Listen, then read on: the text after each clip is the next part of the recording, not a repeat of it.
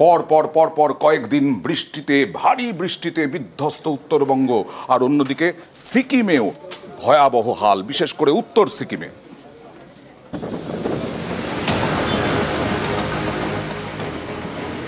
অবিরাম বৃষ্টি, জলপাইগুড়িতে ফুঁসছে তিস্তা।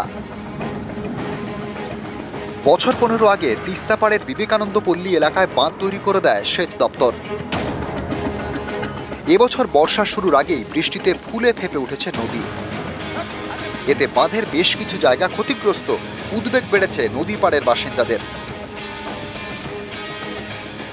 আমরা আশঙ্কা করছি যে নদীতে জল হবে, এদিকে বাঁধ ভাঙা, এদিকে ট্রাক্টরে কি করে প্রতিদিন বালি কাটতেছে, ওর জন্য আমরা সমস্যায় পড়তে পারি। বাঁধের পরিস্থিতি খুবই খারাপ, তো আমরা একটু আশঙ্কাই আছি, যেহেতু বর্ষা প্রায় প্রাক্কাল মানে শুরুই, জল বাড়লে তো অবশ্যই ক্ষতি হবে। শাসনের দৃষ্টি আকর্ষণ করে কথাই বলবো যে বাঁধটা যাতে মেরামত করা হয়, যাতে মানুষগুলো একটু নিশ্চিন্তে ঘুমোতে পারে।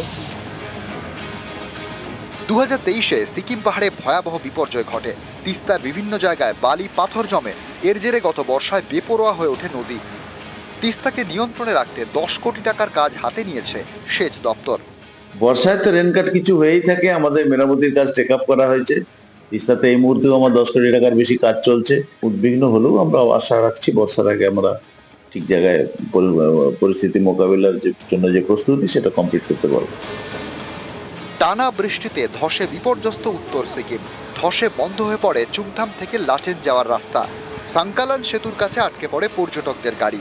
জুলুক যাওয়ার রাস্তাতেও যাতায়াত ব্যাহত হয়। ধস সরিয়ে কিছুটা স্বাভাবিক অবস্থায় ফিরেছে ফিদাং। কড়া নজর রেখেছে সিকিমের মঙ্গন জেলা প্রশাসন।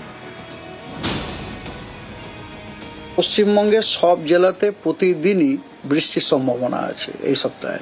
বৃষ্টিগুলো মোটামুটি বেশিরভাগ ক্ষেত্রেই আপনার হালকা বৃষ্টি। 25 তারিখ, 26 তারিখ, 27 তারিখ এই 3 দিন পশ্চিমবঙ্গের সব জেলাগুলোতেই স্ক্যাটার রেনফল হওয়ার সম্ভাবনা আছে, অর্থাৎ জেলাগুলির কিছু কিছু স্থানে হালকা মাঝারি বৃষ্টির সম্ভাবনা রয়েছে। এই যে বৃষ্টিগুলো বেশিরভাগই হচ্ছে, বেশিরভাগ কেন প্রায় সবকটাই আপনার আইসোলেটেড থান্ডারস্টর্মের জন্য বৃষ্টি। পার্থপ্রতিম সরকার ও শান্তনু কর, নিউজ 18 বাংলা।